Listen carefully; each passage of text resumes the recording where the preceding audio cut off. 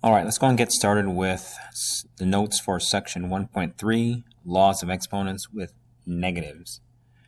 The objectives. After this lesson, you will be able to simplify expressions that have negative exponents into one with only positive exponents. You will be able to determine the answer when a base is raised to the 0 power. And finally, you should be able to simplify exponents using multiple laws of exponents.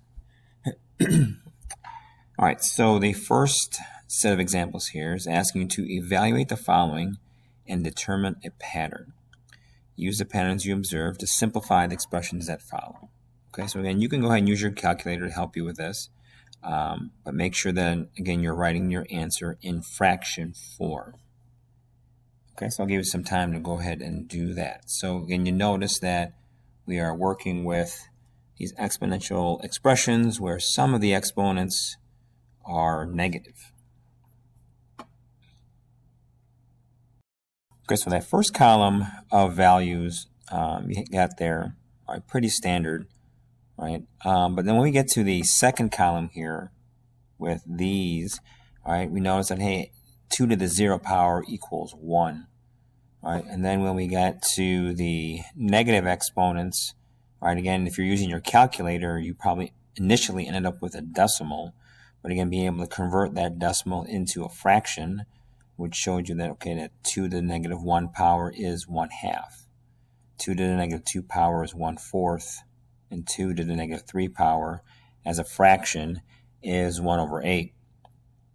Okay, so kind of comparing those to their positive counterparts, right? So again, if we're looking at 2 to the positive 1 exponent versus 2 to the negative 1 exponent, we notice that the answers are flipped, right? Or again, hopefully you remember the term reciprocal from your previous math classes, right?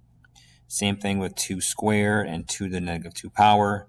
Again, those are reciprocals of each other. Same thing with 2 to the 3rd power and 2 to the negative 3 power, right? The answers are reciprocals, right? And so what's happening here is the negative exponent, right, is flipping what would have been the answer with a positive counterpart into its reciprocal.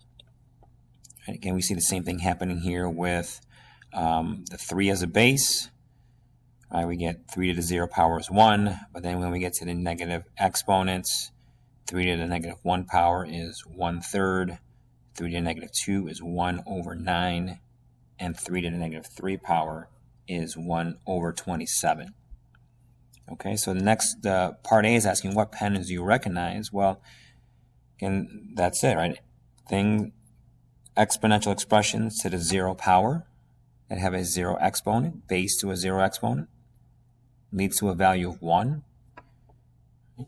and the negative exponent, right, flips the would-be answer into the reciprocal. Okay, so in terms of patterns, all right, let's go ahead and write that down. Okay, so again, patterns are the bases that have 0 exponents, evaluate to a value of 1, and then negative exponents flip the values into the reciprocal. All right, so let's go ahead and use that pattern to evaluate parts B, C, and D. Okay, so using that pattern that we recognize from above, x to the negative 2 exponent. Okay, so again, since it has a negative exponent, it's going to flip that base value into the reciprocal. Okay, so we have 1/x now. And what's going to happen is the exponent is going to become positive. Okay, so that's how we're going to evaluate a negative exponent. We're going to flip its base into the reciprocal, and then we're going to change that negative exponent to a positive exponent. Part C, we see that the expression is 1/x to the negative 3rd power. So when we flip 1/x, again, which is the base, into the reciprocal, it becomes x. And then once we flip that, the exponent changes from a negative 3 to a positive 3. So our final answer here is x to the third power, or x cubed. Part D, we have 75 put to the 0 exponent. Again, any base that has a 0 exponent will lead to a value of 1.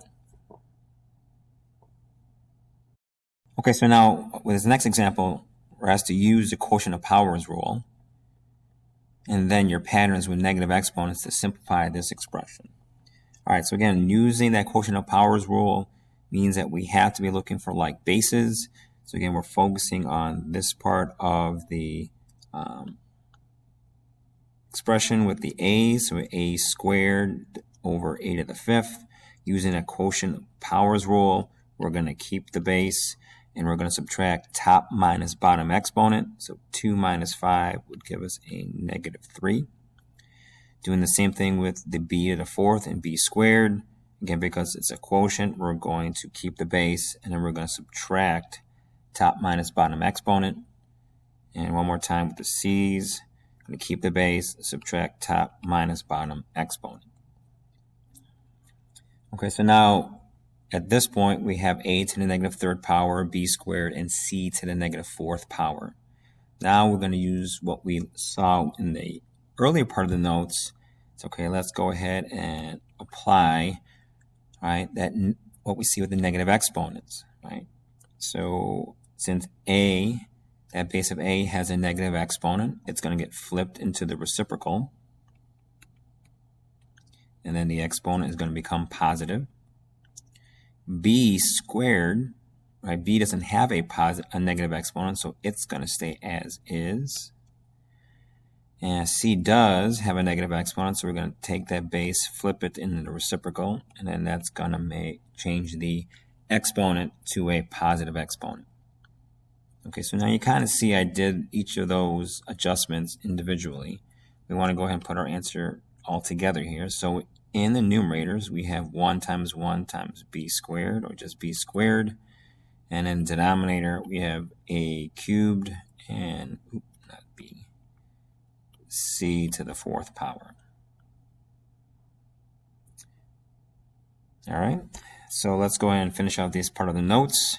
So here we have x to the negative m power. So just kind of generally what's going to happen is we're going to take the base, flip it in the reciprocal, and the exponent is going to become positive.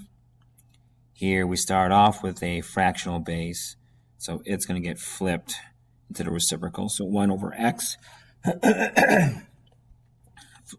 flips over to just x, and the exponent becomes positive.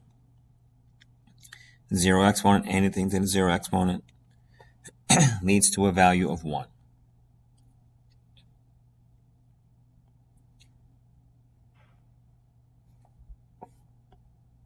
All right, let's give you some time here to see if you can evaluate these next few examples. Okay, so let's take a look at what you got for this first problem. So we got 3 to the negative 4 power.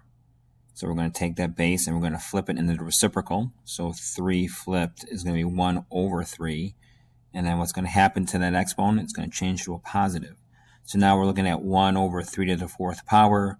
And when we evaluate that exponent, it becomes 1 over 81.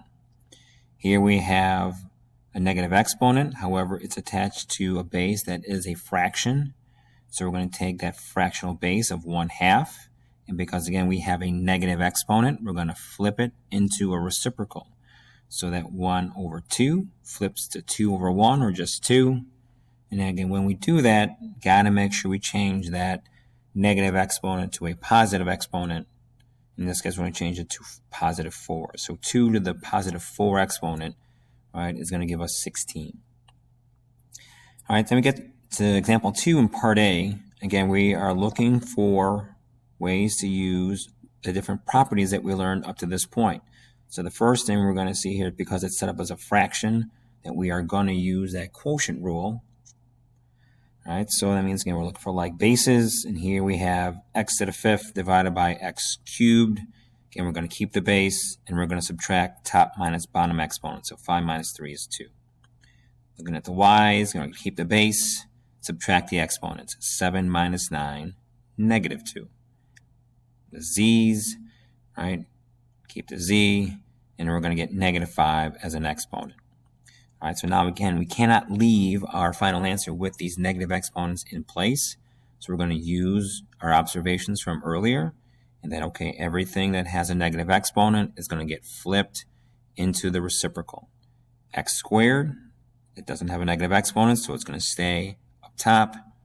The y has a negative exponent, so it's going to get flipped. So here we have y squared, the +2 exponent, in the denominator.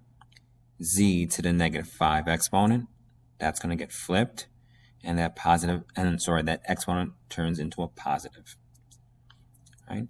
Applying the very same principles here for part B, we're going to get a to the -5, b to the +1st, or just b, and c to the -5 exponent. Again, remember, any variable that doesn't have an exponent, it's assumed to be 1.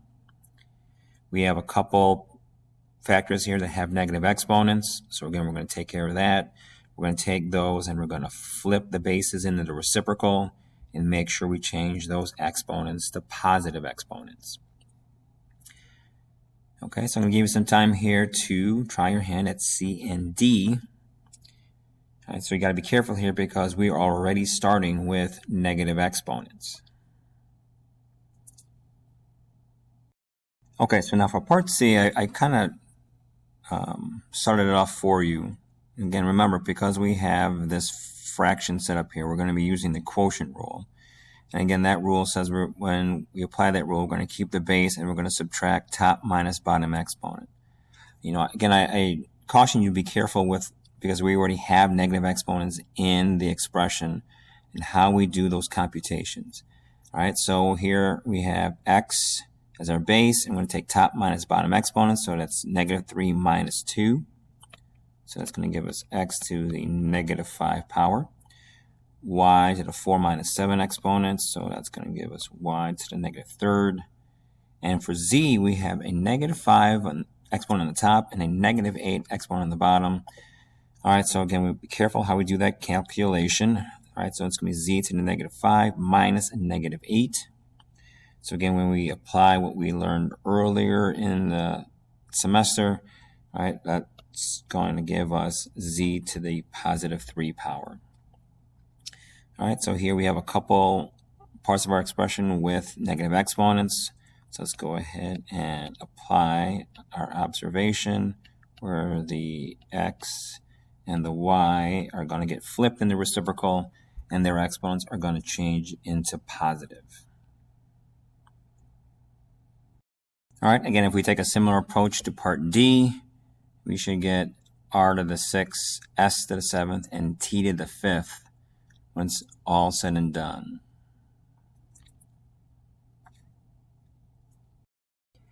Okay, so for the last part of the notes, you're going to have a little bit of a challenge here.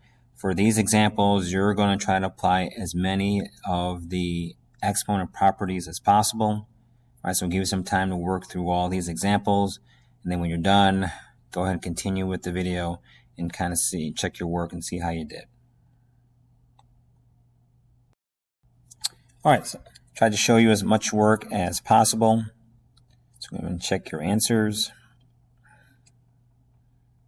for E through H. Again, at any point you're watching this video, if you have questions on what exactly happened, please ask.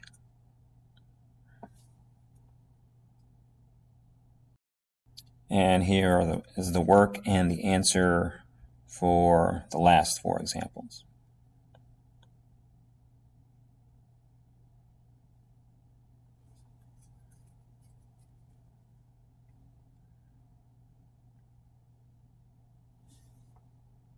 Okay, so again, if you have any questions, make sure you ask.